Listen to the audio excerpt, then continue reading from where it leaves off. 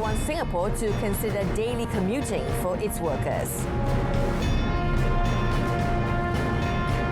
Full EPF withdrawal at the age of 55 remains.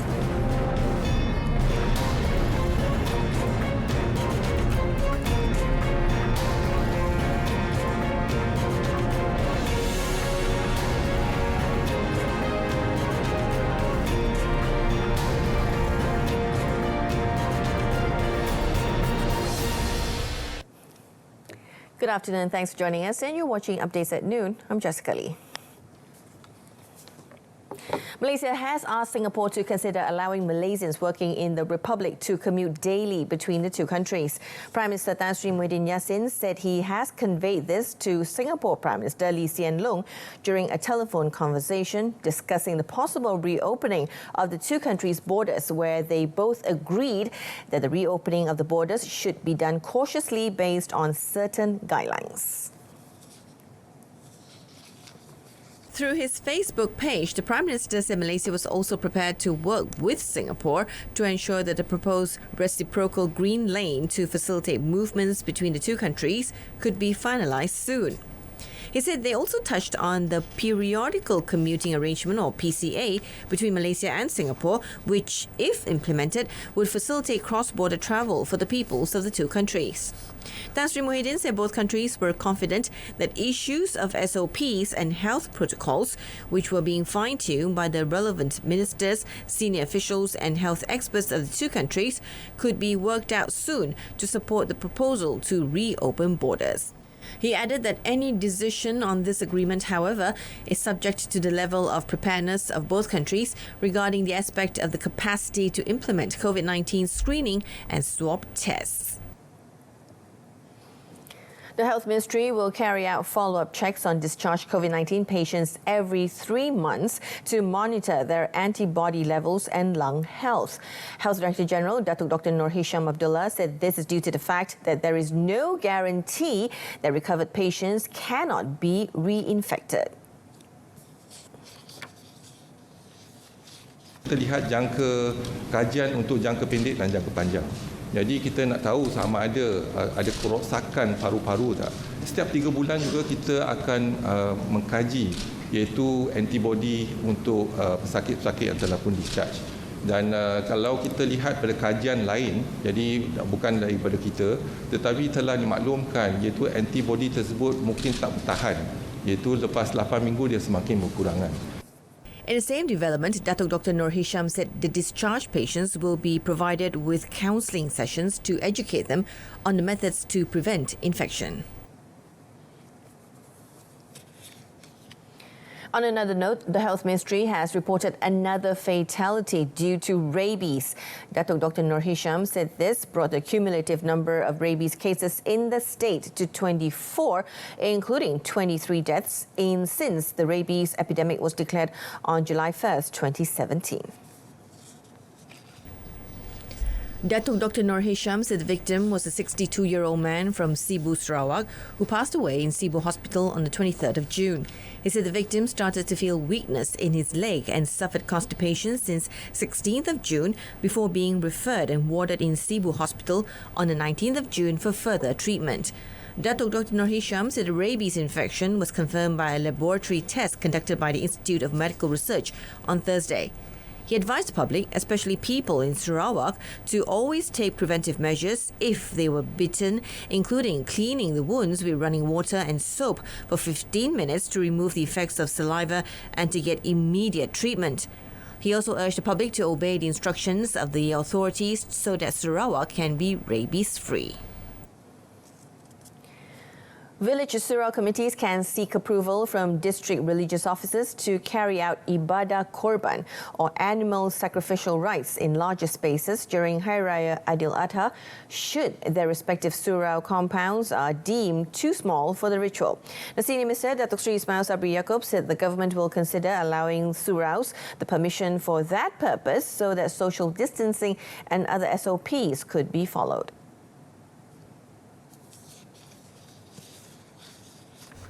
Jadi kalau mereka tak nak buat di masjid kerana tersurau, di kampung tidak ada masjid tetapi ada surau saja, dan kompaun surau terlalu kecil dan mereka nak mencadangkan satu tempat yang lebih luas. Jadi mereka perlu memohon kepada pejabat agama daerah untuk mendapatkan kelulusan dan kebenaran dan mereka boleh menggunakan tempat tersebut. Saya percaya banyak kampung kawasan suraunya terlalu sempit kalau nak buat di dalam kompaun. Jadi kita boleh benarkan. Tapi seperti saya kata, tempat yang diluluskan dan dibenarkan oleh pihak berkuasa agama tempatan, jadi boleh mohon kepada pejabat agama lah. On Wednesday, the government announced that ibadah korban activities can be held at all mosques, suraus, and areas allowed by the religious authorities. The Kampung Baru Development Corporation, or PKB, has been asked to prepare a report on whether it can proceed with the existing offer to redevelop Kampung Baru. Federal Territories Minister Tan Sri Anwar Musa said he would inform the Cabinet for follow-up action after receiving the report from the corporation. The minister said the report should be prepared objectively as he did not want to create misunderstanding or allow the issue to be politicized. He added, should the redevelopment plan fail to be implemented, the government will try to renegotiate with the residents to find an alternative approach. Meanwhile, Tan Sri Anwar said KL Central, Perdana Botanical Gardens, Heritage Park and Taman Tugu will be upgraded to become main recreational areas. He said the main works of the 100 million ringgit Taman Tugu upgrading project undertaken in collaboration with Khazanah Nasional Berhad are almost complete. Kedah State Government has requested for the federal government to relocate Rohingya refugees outside Langkawi. Menteri Besar Muhammad Sanusi Muhammad Noor said the arrival of the refugees might affect the tourism industry of the island, which is in its recovery phase. Seperti yang saya sebutkan tadi, mereka perlu dipindahkan ke satu lokasi lain yang lebih sesuai. Sama ada mereka dihantar pulang ataupun mereka ditempatkan untuk sementara di mana-mana pusat tahanan sebelum proses penghantaran pulang dibuat. Previously, on the 8th of June, a total of 269 Rohingya refugees were detained after they attempted to enter national waters near Langkawi. All detainees have been temporarily placed at Kem Bena Negara Wawasan Langkawi, waiting for deportation process.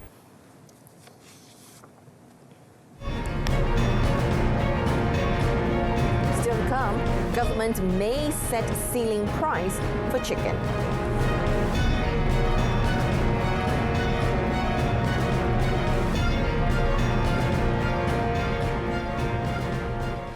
Voters for the Chini state by-election who received a voter's card are expected to abide by the encouraged voting time information contained in the document when going out voting on the 4th of July.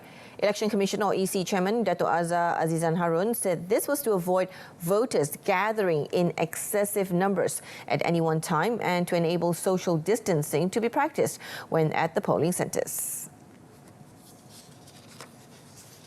Dato' Azhar in a statement said voters who have received their voters' cards can immediately continue to the voting channel by showing their voters' card along with their identity card. He said voters who did not receive the voters' card could check their voting information before the polling day.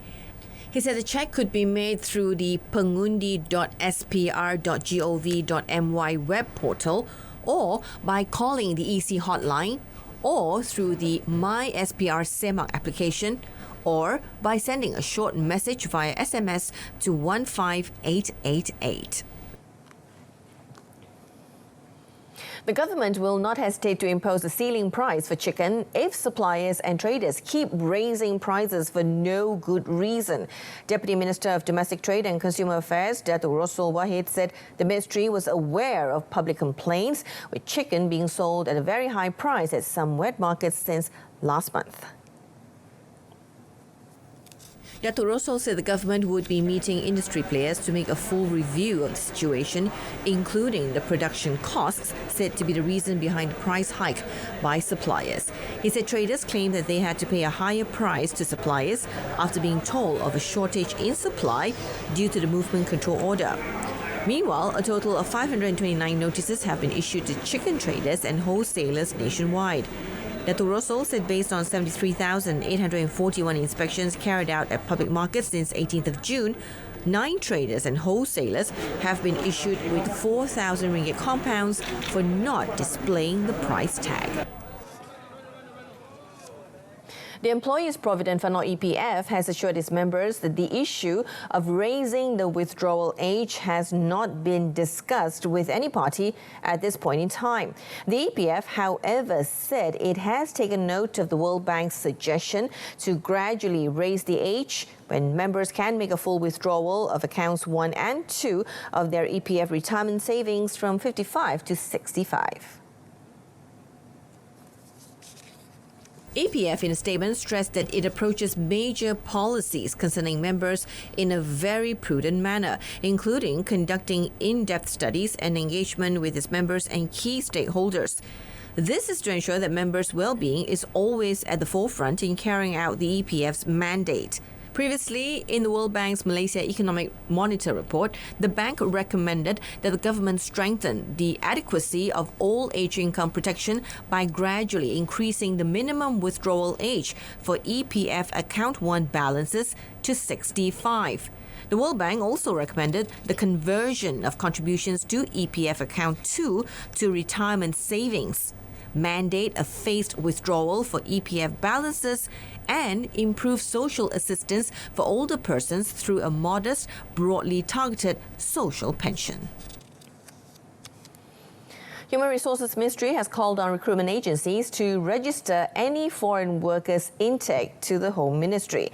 Its Minister, Datuk Sri M. Saravanan, said this is to improve the foreign workers' intake system as well as to coordinate the employment sector in the country.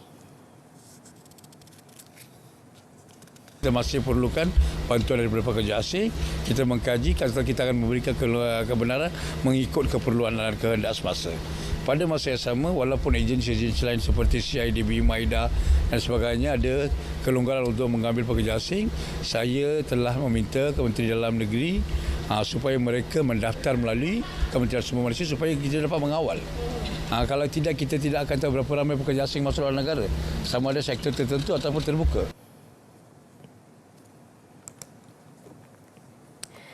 S&P Global Ratings, or S&P, affirmed its A- long-term and A-2 short-term foreign currency sovereign credit rating, as well as its A long-term and A-1 short-term local currency ratings on Malaysia.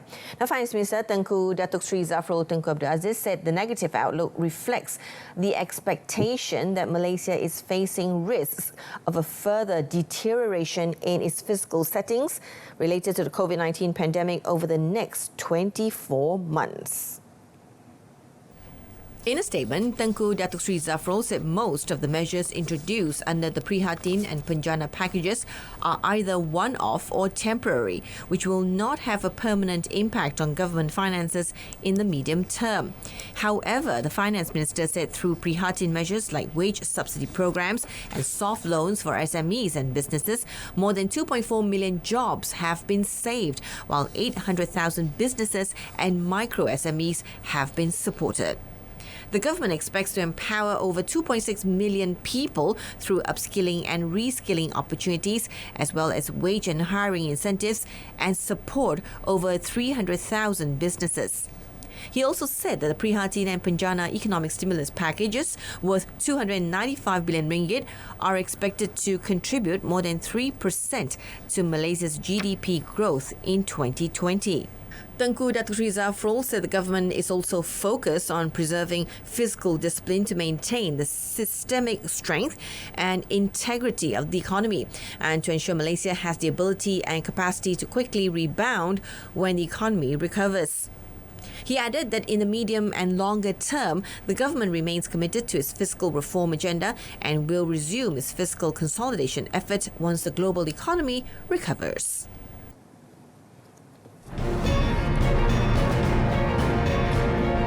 In the foreign front, UNHCR urged to work with ASEAN in expediting refugees' resettlement.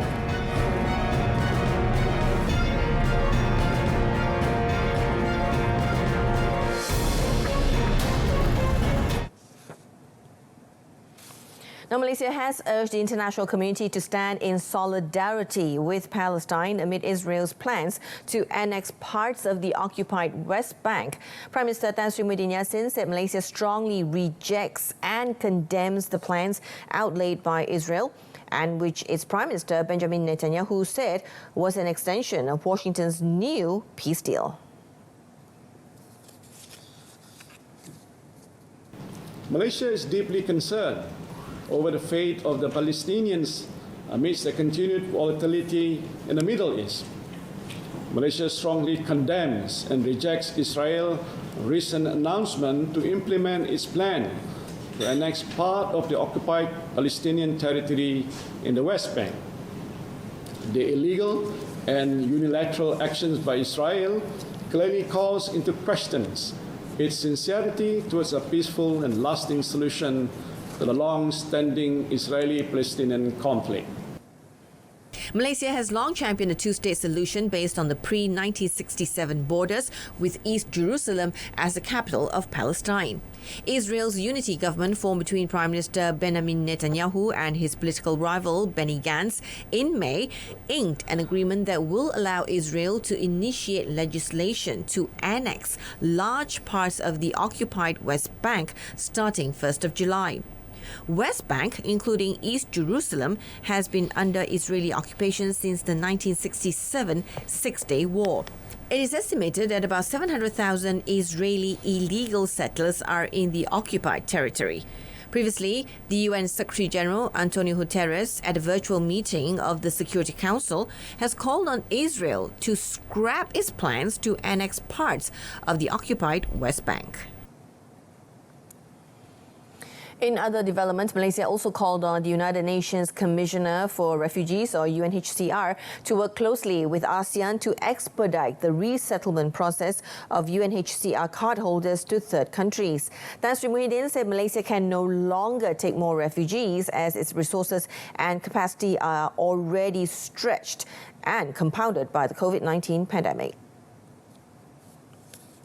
Yet Malaysia is unfairly expected to do more to accommodate incoming refugees. Despite Malaysia's not being party to the 1951 Refugee Conventions and the 1967 Protocol relating to the status of refugees, we have provided humanitarian assistance to the Rohingya refugees and other refugees from Myanmar. But this situation cannot continue forever.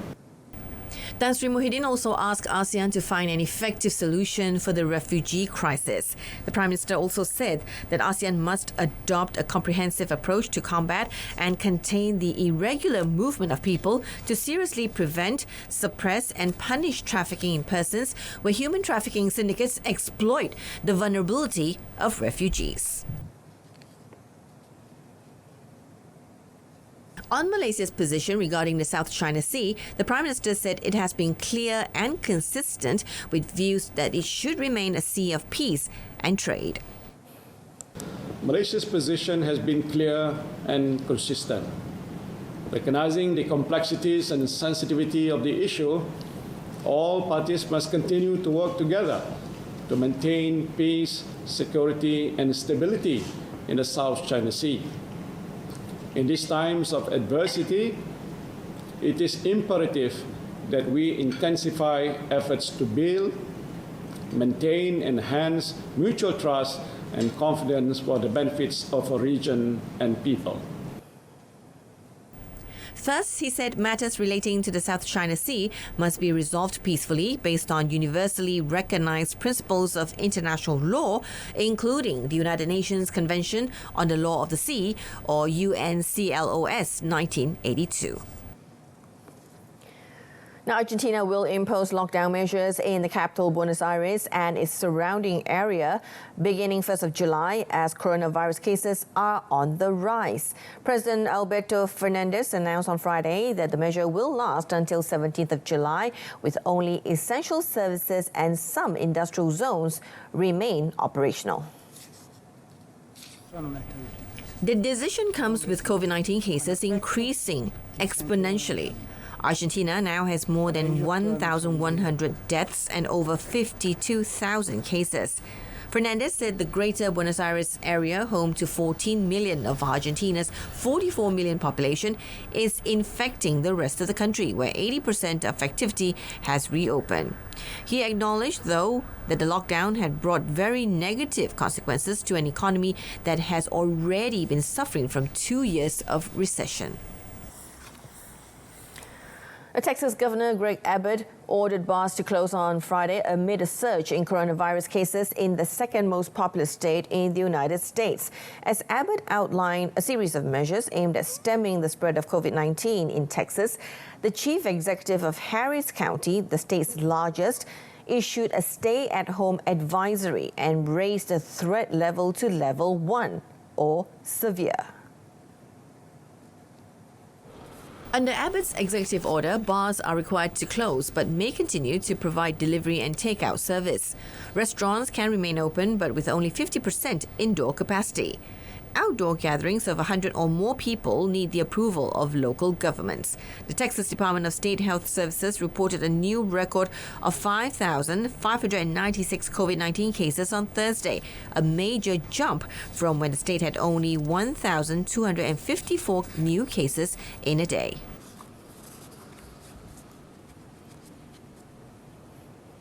Egypt, Ethiopia and Sudan have agreed that Addis Ababa will delay filling a mega dam as part of a comprehensive deal on the project that has raised tensions between the three countries.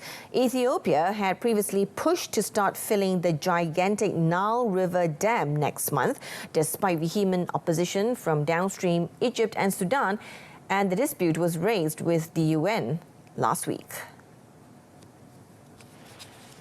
A legally binding final agreement for all parties stressing the prevention of any unilateral moves, including the filling of the dam, will be sent in a letter to the UN Security Council to consider it in its session discussing the Renaissance Dam issue next Monday.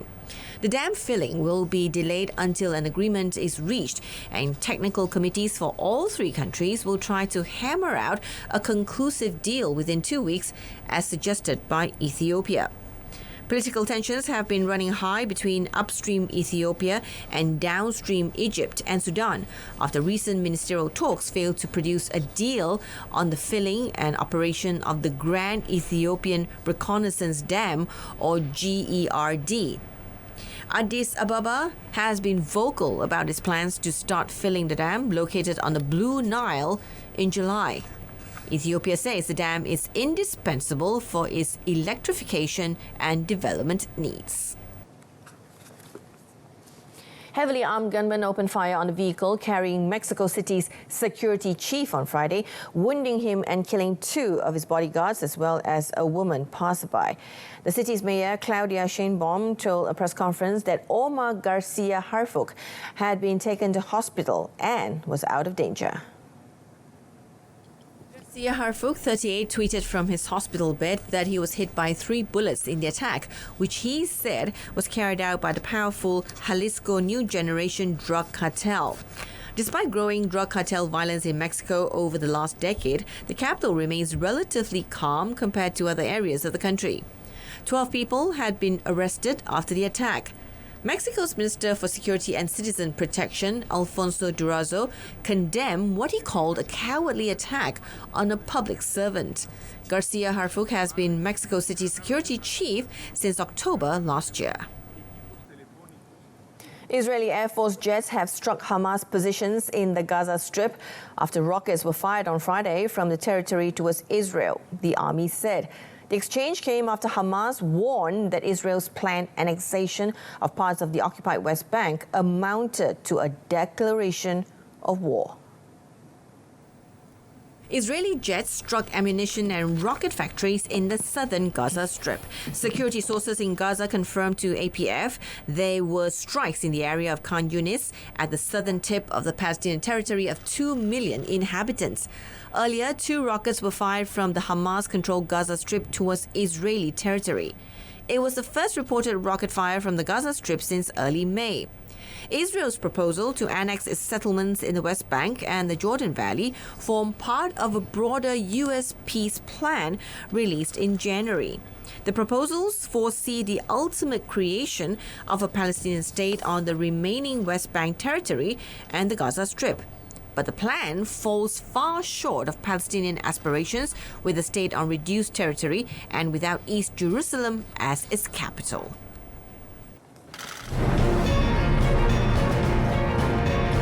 Coming up in sport, Ronaldo scores as Juventus beats Lecce.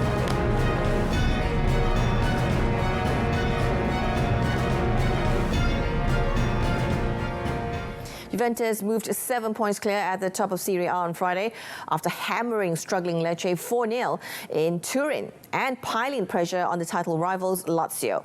A super Paulo Dybala strike and Cristiano Ronaldo's penalty just after the hour mark made sure of the result at the Allianz Stadium before two late strikes from Gonzalo Higuain and Mathis de Ligt completed the rout against 10-men Lecce. After the break, Ronaldo drove home a powerful penalty after being brought down before setting up substitute Gonzalo. In Spanish La Liga, Sevilla were held to a fourth successive draw since the resumption of the season when a late penalty from Lucas Ocampos secured a point in a 1-1 draw against Valladolid. The point allows Sevilla to remain in fourth place and in the last Champions League qualifying spot. They now have a 4-point gap over fifth place Getafe. Valladolid took the lead on 25 minutes through Kiko Olivas. They were hanging on for victory until Javi Sanchez handled the ball in the area in the 83rd minute and Ocampos tucked away the penalty. Valladolid now have a 9-point cushion on the relegation places. With just a minute remaining, Ruben Alcaraz nearly won it for Valladolid. Now, the Men's Davis Cup and Women's Fed Cup tennis finals have both been rescheduled for next year due to complications posed by the coronavirus pandemic. Now, this year's Davis Cup finals in Madrid, the second installment of a new-look competition, were due to run November 23rd to 29th, while the revamped Fed Cup had been postponed indefinitely after April's finals were called off. The announcement capped a bad week for tennis after world number one Novak Djokovic's exhibition tournament in the Balkans led to him and other players, Grigor Dimitrov, Borna Koric and Viktor Troicki, testing positive for COVID-19. The rearranged Davis Cup finals will comprise the 18 teams which qualify for this year's edition. It will instead begin the week starting 22nd of November 2021. World Group 1 and 2 ties scheduled for September will be pushed back until next year. Meanwhile, and that concludes today's edition of Updates at Noon. In our top story, Malaysia wants Singapore to consider daily commuting for its workers. Now join us again at 7 p.m. for more updates on the latest happenings around the world. Thank you for watching. I'm Jessica Lee.